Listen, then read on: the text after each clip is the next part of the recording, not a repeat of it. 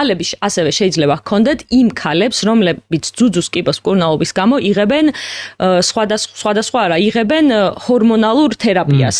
ეს არის უკვე ძუძუს კიბოს ანუ ძუძუს კიბოს შეიძლება უმკურნალო წეღან როგორ ვთქვით ქიმიოთერაპიით ან სხვადასხვა ანუ კიბოს საწინააღმდეგო მედიკამენტებით ან ქირურგიული ჩარევით და ეს ჰორმონალური როგორც წესი ინიშნება უკვე აი ამ ყველაფრის მერე რომ შევაჩეროთ ძუძუს კიბოს უჯრედები ხშირად ესტროგენ დამოკიდებული არის და მოკლედ რომ გავაჩეროთ იქ ეს უჯრედები თუ კი ქალები გადიან ამ მკურნალობას ხშირად შეიძლება ჰქონდეთ ალებიც ხო ფაქტობრივად მენოპაუზის გავს სიმპტომებს იწვევს იმიტომ რომ ბლოკავს ესტროგენი. დიახ და ამიტომაც ამ ქალებშიც საკმაოდ ეფექტური აღმოჩნდა ამ მედიკამენტით მკურნალობა. რაც გასაგებია. საქართველოს რა თქვი როგორ არის? მე როგორც ვნახე, რეგისტრირებული არ არის ეს მედიკამენტი და საკმაოდ ახალია, კრიტიკას ვერ უძლებს ბევრი რაღაც ჩვენს ქვეყანაში, მაგრამ ახალი მედიკამენტები რო ჩვენაირ განვითარებად ქვეყნებში ესე ერთ დღეში გაჩნდეს, ნამდვილად რაღაც ეგეთი მარტივიც არ არის.